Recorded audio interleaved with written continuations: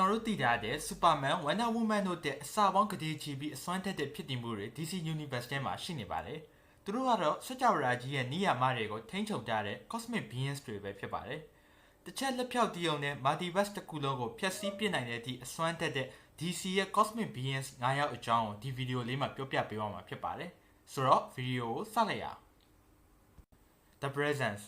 သူကတော့ DC Universe ရဲ့ နံပါတ်1အမြင့်ဆုံးအရှိတရားဖြစ်ပါတယ်။ DC ရဲ့ Multiverse တစ်ခုလုံးကိုဖန်ဆင်းခဲ့တဲ့အရှင်သခင်ပါသူ့ကို The Voice, The Hand ဒါမှမဟုတ် The Source လို့လည်းခေါ်ကြပါတယ်အရာရာကိုတက်နိုင်ခြင်းအရာရာကိုသိမြင်ခြင်းစတဲ့အစွမ်းတွေရှိပြီးသူက Universe ရဲ့ timeline တွေကိုစိတ်ကြိုက်ပြောင်းလဲနိုင်ပါတယ်သူ့ရဲ့တည်ရှိမှုက comic စာမျက်နှာတွေအပြင်ထိတက်ရောက်မှုရှိပါတယ်သူဟာတက်ခတ်ရည်တဲ့စောက်ကြည့်သူအဖြစ်ပုံမနေလေးရှိပြီးတော့သူကိုယ်တိုင်ထက်သူ့ရဲ့ agent တွေကိုဒါစေခိုင်းနေရှိပါတယ် Lucifer and Michael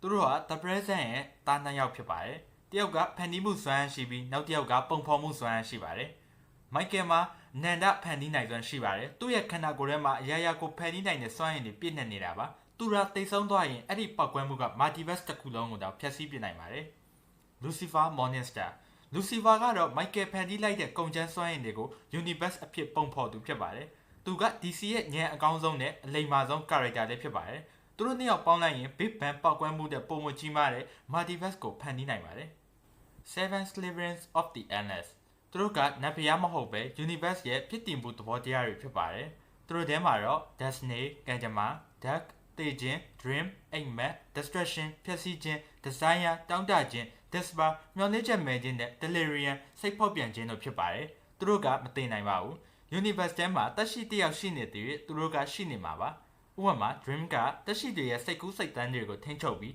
Dark ကတော့ Universe ရဲ့နောက်ဆုံးတက်ရှိတည်ဆုံးချိန်မှာတကားပိတ်ပြီးထွက်သွားမယ်သူဖြစ်ပါတယ်။သူတို့က Superhero တွေရဲ့တိုက်ပွဲတွေမှာဝင်မပါတတ်ပေမဲ့သူတို့ရဲ့တာဝန်က Reality တစ်ခုလုံးကိုလက်ပတ်စေတာဖြစ်ပါတယ်။ Perpetua သူမကတော့ Comic ဇာတ်လမ်းတွေမှာအင်အားအကြီးဆုံး Villain အဖြစ်ပေါ်ထွက်လာသူဖြစ်ပါတယ်။သူမဟာ Super Celestial မျိုးနွယ်စုဖြစ်ပြီး Seven Dimension ကလာခဲ့တာပါ။သူမဟာလက်ရှိ DC Multiverse ကိုလက်တွေ့ဖန်တီးခဲ့တဲ့မိခင်ကြီးဖြစ်ပါတယ်။ Reality တစ်ခုလုံးကိုဖျက်ဆီးနိုင်တယ်လို့ Multiverse ရဲ့စွမ်းရည်တွေကိုစုပ်ယူပြီးပုံမအင်အားကြီးမားလာအောင်လုပ်နိုင်ပါတယ်။သူမရဲ့အင်အားက Monitor နဲ့ Anti-Monitor တို့ထက်ပိုပြီးအဆပေါင်းများစွာတာလွန်ပါတယ်။သူမဟာသူမဖန်တီးထားတဲ့ Multiverse ကိုလက်နက်တစ်ခုအဖြစ်သုံးပြီးအခြား Comics နတ်ပြားတွေကိုတိုက်ခိုက်ဖို့အတွက်စ조사ခဲ့လို့ Source Wall မှာနှစ်ပေါင်းကလေးချီအောင်ပိတ်လှောင်ခံခဲ့ရသူဖြစ်ပါတယ်။ Dr. Manhattanသူကတော့သိပ္ပံပညာရှင် John Osterman ကနေပြီးတော့ဖျားသခင်လိုအစွမ်းမျိုးရရှိသွားတဲ့လူဖြစ်ပါတယ်။သူမှာ Matter Manipulation လို့ခေါ်တဲ့ Gravity တွေကိုစိတ်ကြိုက်ပြောင်းလဲနိုင်ပါတယ်။သူဟာအတန်တွေကိုစိတ်ကြိုက်စီမံနိုင်တယ်လို့အတိတ်ပြစ္ဆုတ်ပံအနာဂတ်စသည်တို့ကိုတပြိုင်တည်းမြင်နိုင်စွမ်းရှိသူဖြစ်ပါတယ်။သူဟာ DC Universe ရဲ့ timeline တက်ကိုဝင်ရောက်ဆွတ်ဖက်ပြီး New 52လို့ဖြစ်ရမျိုးကိုဖန်တီးခဲ့သူပါ။သူဟာ Magic တွေကိုတော့သိပ္ပံနည်းကျခွဲခြမ်းစိတ်ဖြာနိုင်လောက်အောင်စွမ်းထက်ပါတယ်။